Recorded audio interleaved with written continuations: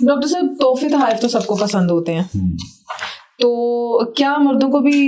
تحفے دینے ہوتے ہیں، ان کو بھی پسند ہوتے ہیں؟ کیونکہ ہمارے اسلام میں بھی ہے کہ تحفے تحائف دینے سے محبت بڑھتی ہے. دیکھیں میں تو ہمیشہ یہ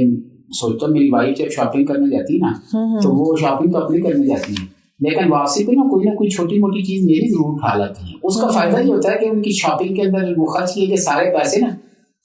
فرض کرو انہوں نے 50,000 روپیہ خرچہ ہے، تو جو میرے لیے 1,000 روپے کی کوئی چیز اٹھا لائی نا، وہ 1,000 روپے میں وہ 50,000 روپیہ گم ہو جاتا ہے. ہاں، وہ آپ کو 50,000 بھول جاتا ہے، اور وہ جو 1,000 کی آپ کے لیے چیز آئی ہے وہ آپ کو یاد رہتی ہے کہ اس نے اتنے لگائے ہیں تو مجھے بھی یاد رکھا ہے. مطلب یہ وہاں پہ اس نے میرے بارے میں سوچا ہے،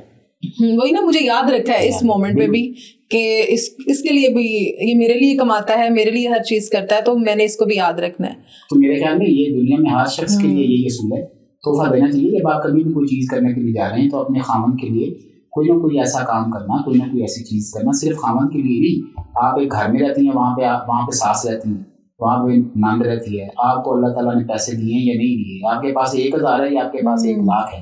لیکن جب آپ آ رہے ہیں نا تو کبھی ضرور، ہر دفعہ تو ممکن نہیں ہوتا، لیکن مہینے میں 1 آدھ بار ایسا کچھ ضرور کریں کہ گھر کے تمام افراد کو یہ محسوس کروائیں کہ آپ ان سے پیار کرتے ہیں. اور یہ جو ہے، آپ جب کسی کو کوئی تحفہ دیتے ہیں تو آپ اس پہ احسان نہیں کر دیتے، آپ اصل میں اس کے دل میں اپنے لیے ایک بیریئر پیدا کر دیتے ہیں کہ جب وہ کبھی نفرت کی آگ چلائے تو اس محبت کی یاد کے بیریئر سے وہ ٹکرا کے رک جائیں.